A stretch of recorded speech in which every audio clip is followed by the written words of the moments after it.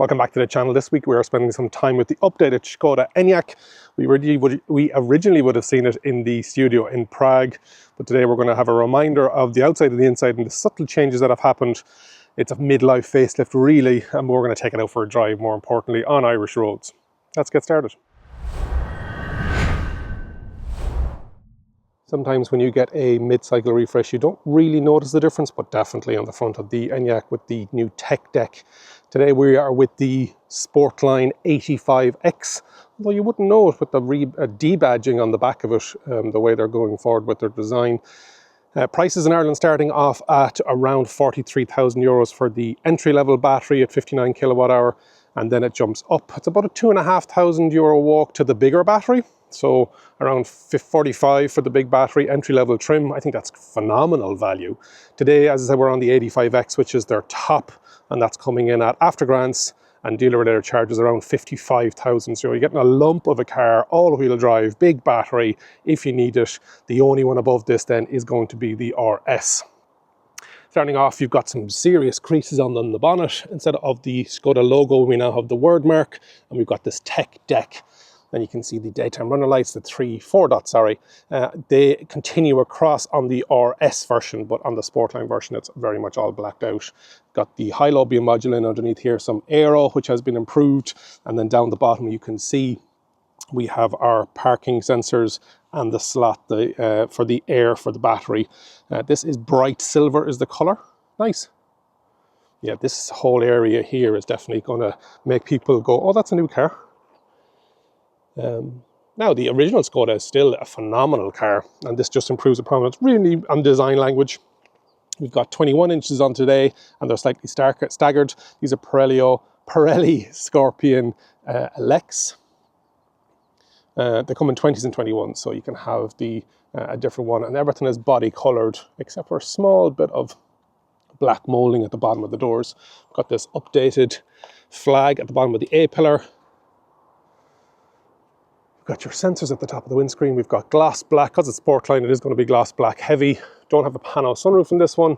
Gloss black roof rails, gloss black B-pillar, no chrome. Body colour door handles, keyless entry, keyless start. The Kessie system in Skodaland, large, big wing mirror with the indicators and retractable as well.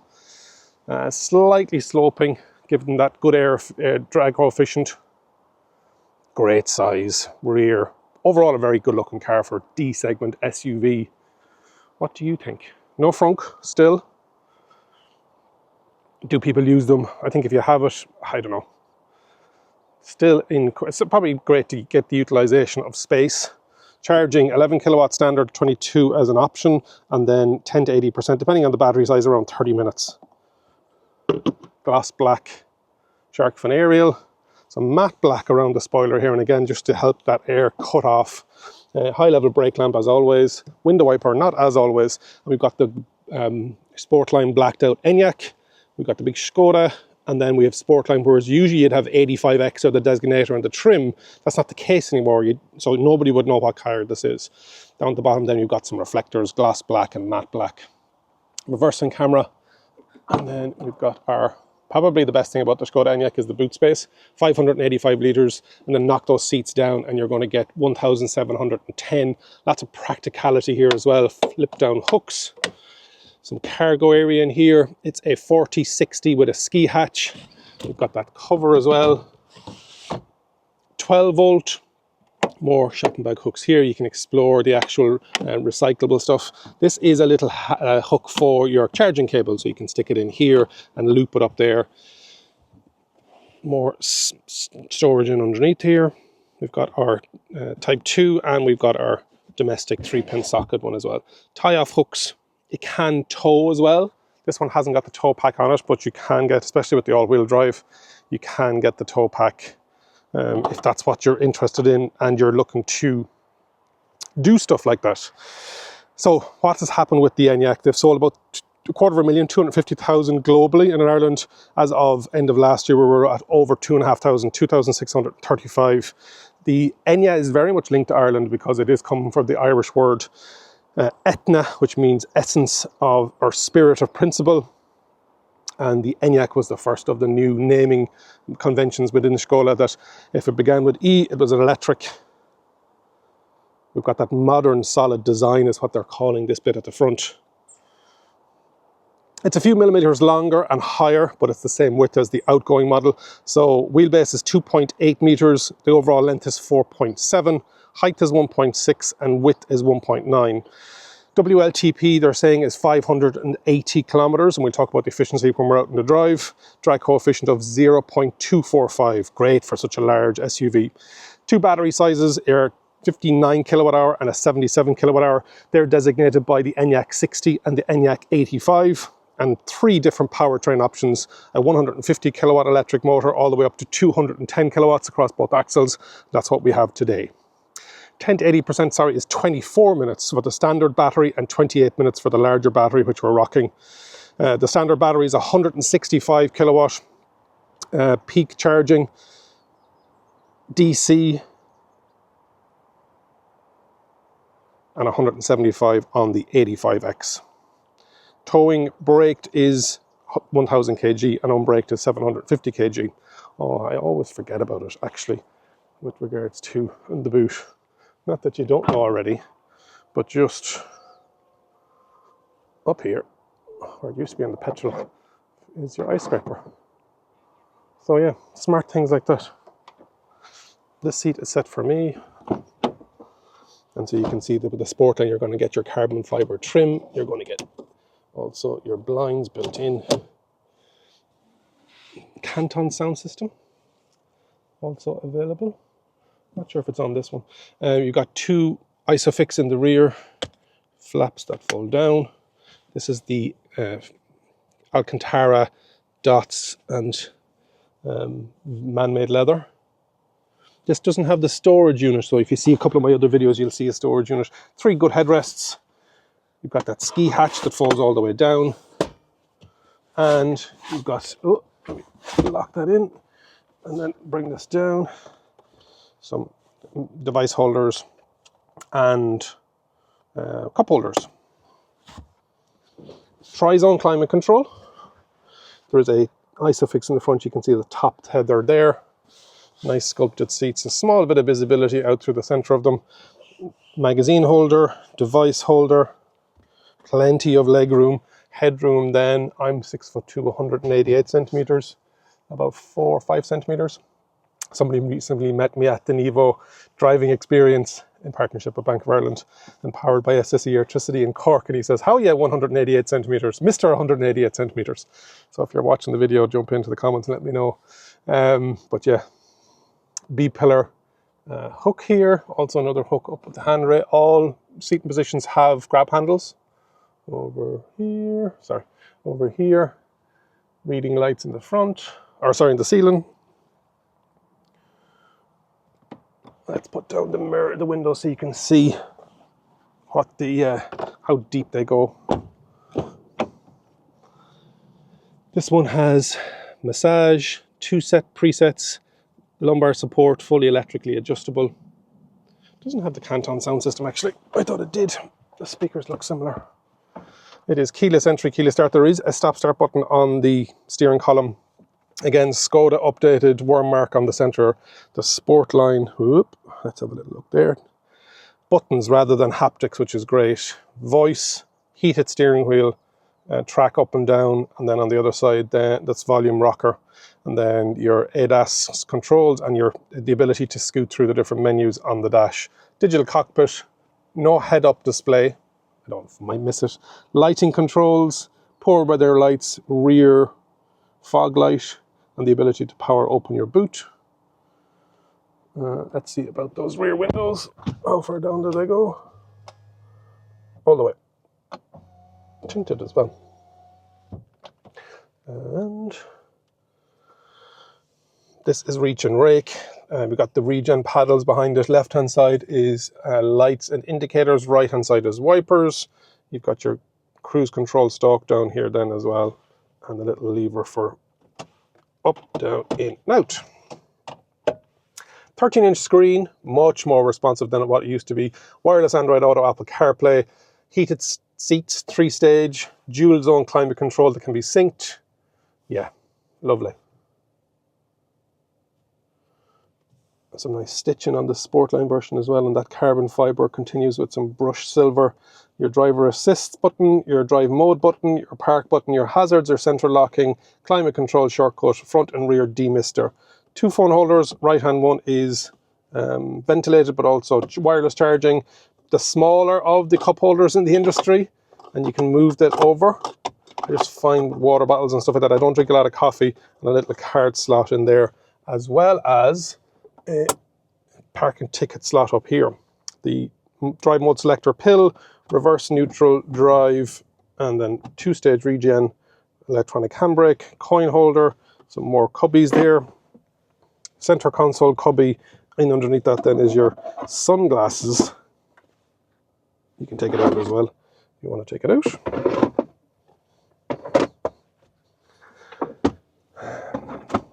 Half glove box, and there is ISOFIX in the front one as well, so you can have 3 ISOFIX points. You've got your power pass. That's allowing you to use a lot of the different networks in Ireland, which is a great. And you can also put on the sat nav or the app. Headroom for the driver at the front. 8 to 9 centimeters. Yeah, it's good. It's one I always recommend if you're looking for that D segment SUV. It is well got, it is well appointed. 48 litres of storage space around the cabin. We talked about 13-inch screen. A couple of different trims: lounge, loft, eco, suite, and suite. Loft, lodge, lounge, eco, suite, and suite. And I did forget it. As always, in the doors, you will get on a handy on a rainy day, if you remember to put it back in, the obligatory Skoda umbrella. And it's made from recycled material now. That is the interior and exterior of the updated Skoda Enyaq. What do you think? Jump into the comments and let me know. It's a great seller in Ireland, but also around Europe. We're going to take it out for a drive now. Some of the stats on the 85X battery capacity is an 82 kilowatt hour, 77 of that usable, apologies. The max power is 210 kilowatt. The way that's split down is front is 134, rear is 545 Newton meters of torque. Yeah, plenty of it. Top speed of 180 kilometers an hour, 0 to 106.7 seconds.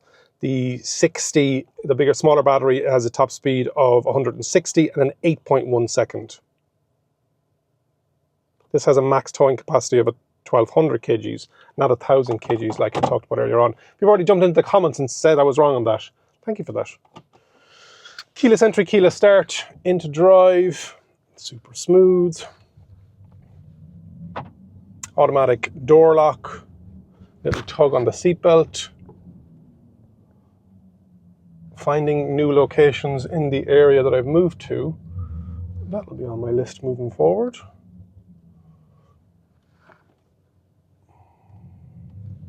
Great size door mirrors, and it's got the blind spots built into the housing, like a lot of the Volkswagens.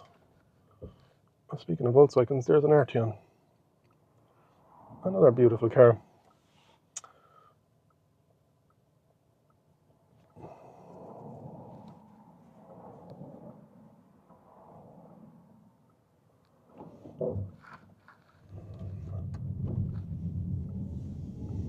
Based on that MEB platform, so disc brakes at the front, drum brakes at the rear, 2-stage regen braking like we talked about when we did the static review around.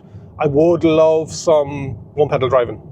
I do have different stages regen, and it is adaptive as well, so it understands when we're coming up to a roundabout, our junction, etc, etc. In D mode, B mode is the strongest regen setting, but I just would love one-pedal driving, and I'd say Volkswagen in their upcoming newer models, not on the MEB platform, will have that. Small thing, you get used to it, and this is a fine car. Steering wheel is nearly fully circular, small bit of a flat bottom, but great size and nice feel to it on the Sportline one with that perforated material on it. Visibility is good. very little blind spots, and a nice blend between mechanical braking and regenerative braking as well.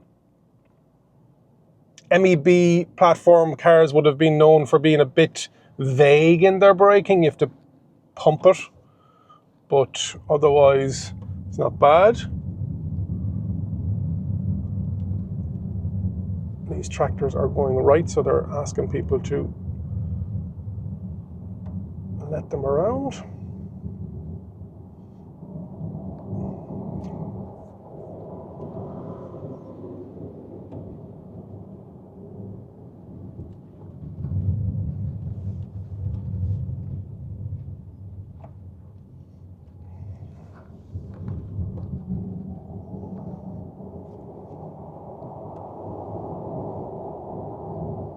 With those large wing mirrors and these larger wheels, there's a tiny bit of road noise. I'm going to bring it out onto the M1 at 120 kilometers an hour to see what we're at and where we're at. ADAS is not too intrusive.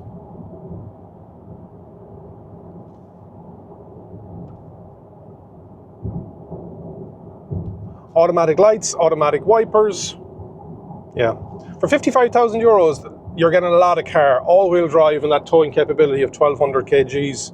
On the screen in front of me, it knows we're coming up to a roundabout, so there's a little symbol with a foot with an arrow up saying lift up, off. You don't need to be giving more power because you're going to be braking in a bit. And so it knows exactly what we should be doing. That MEB swarm data with the Volkswagen Group. So it knows the maps, but also it knows if other cars in front have come across something. So coming on to the M1, we're at 60. Speed limit on this is 120 kilometers an hour, the highest speed limit in Ireland. And max top speed on this is 180, as we've discussed already. There's no problem, that's 120. Just that all-wheel drive, it just drives. You're planted to the road. Suspension is lovely. Seats are very comfortable. Suspension is taking all the line markings, cat's eyes, etc., on the road. Indicator is a small bit on the quiet side. So where am I hearing road noise? Just a small bit around the seal of the window. It's not acoustic glass.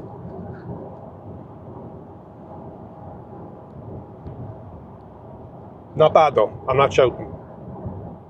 Again, that large, I'd rather have a large wing mirror and a small bit of noise at high motorway speeds than a smaller wing mirror, so thank you Volkswagen for doing that. I was in something recently, Puma Gen-E, Ford, I know a smaller car, don't get me wrong, but I just felt that the wing mirror was a small bit on the too small side.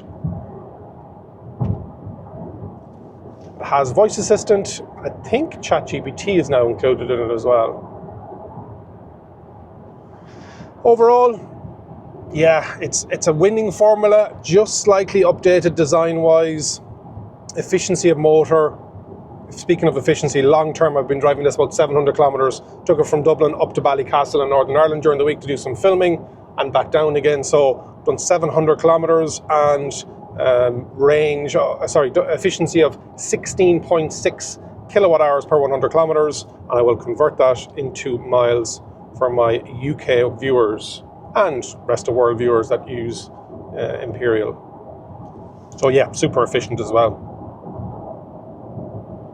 That is the updated review of the Skoda Enyaq. If you haven't already subscribed to the channel, please do so. Hit the like button, leave a comment, it helps the algorithm. Share the video as well. All interaction helps, whether you liked it or didn't like it. Let me know, or just give me a thumbs up or thumbs down, I'd really appreciate it. And remember, if you think an EV is for you, leave it to me and I'll review. Thank you very much for watching.